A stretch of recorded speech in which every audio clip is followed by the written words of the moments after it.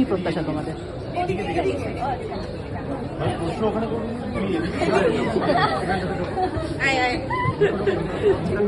হ্যাঁ বলো।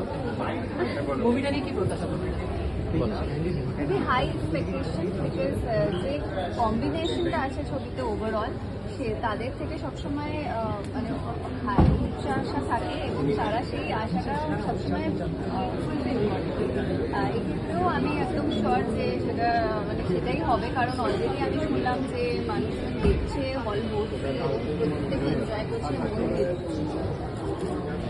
I feel রাজা is a very confident director.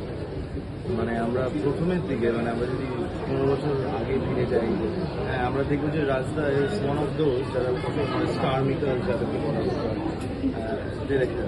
তো সেই কনফিডেন্ট না হলে নতুনদের নিয়ে কাজ করে এবং তারপর সেইখান থেকে সে এগিয়ে যায়। তো সেখান থেকে বোঝা যায় যে নিজের প্রাপ্তির উপর প্রচণ্ড তার দক্ষতা এবং সেই জিনিসটা তো ভালো করে জানে। তো সেক্ষেত্রে সন্তানের মতো যখন একটা জিনিস বা একটা প্রজেক্ট সে অ্যাটেম্প করছে তখন সে ভালো করবে, এটাই প্রত্যাশা করে দেওয়া জিনিস করে, সেটাই আমার ভাবনা এবং আমার বিশ্বাস যে মানুষের ভালো লাগে।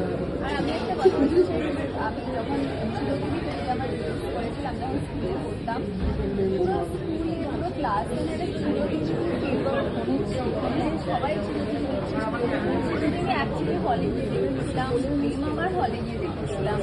রাজদা ইমোশনটা অন্য লিগে ডিল করে, as a brilliant story teller ভাবে ডিল করে। I have worked with him, আমি সেই সুযোগটা পেয়েছি। আই নো হিম পার্সন প্রচণ্ড ভেতর থেকে।